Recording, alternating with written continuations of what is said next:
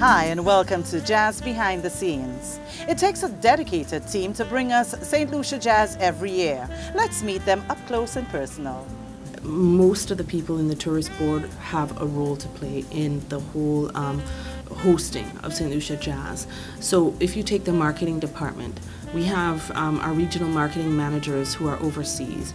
From the onset, they're out there marketing every day, promoting this festival, trying to get people to come here. That's what they do. So we supply them with the information and they market overseas.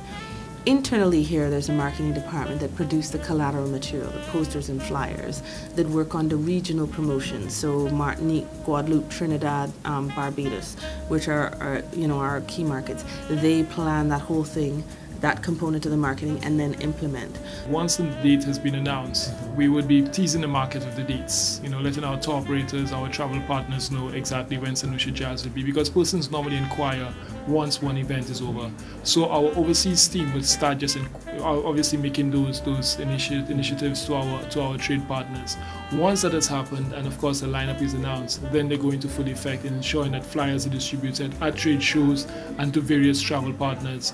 And of course their role is to ensure that everywhere that we have offices, that people are informed. So in the United States, in Canada, in the US, in Germany, in the UK, all of these offices are responsible for ensuring that the entire market is aware of St. Lucia Jazz, and of course ensuring that persons make sure that they get the best available way of coming to St. Lucia to enjoy the event. You have to really understand how media function to respond to their needs, the needs for deadlines that they constantly have to meet, the need for new information, the need for reminders, and we remind them on venues.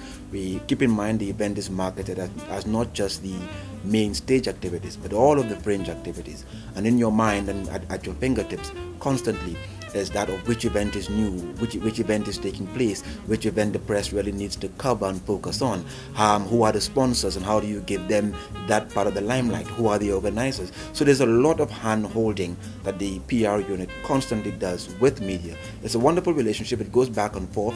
In the end, it always works out well, because our remit is to ensure that we facilitate as opposed to frustrate media. Then of course you have accounts, which just has to facilitate all the payments, but is also responsible for all of the ticketing. So from planning prior to the tickets going on sale, what date, where, what our outlets are going to be, what our discounts are going to be. So they work in collaboration with us to make that whole ticketing process seamless. My main role is to be able to position the staff at various posts at all of our events, be it the service gate, main entrance, ticket collection, VIP entrances. IT facilitates, generally everything that we do, and a lot of our systems for jazz are internet-based, electronic, so they have to manage that, get our scanners and laptops and everything sorted for the festival. And this year we've gone to online accreditation for the entire festival, so we're accrediting, almost close to 1,500 people. So they have, they fully researched that system, they have been liaising with the company that's implementing it, and they've just taken that on. We have certain requests that must be met in terms of what the service providers have to ensure that we have, like the security cameras. We do need internet access, wireless. Myself and, well, not purely IT, but some other gentlemen from research and planning, we're also responsible for overseeing the scanning of some of the tickets, especially during the opening of the event. But whatever support that we can provide, we do. We also play a critical role with regards to the launching of St. Lucia Jazz, and the launch happens in varying ways.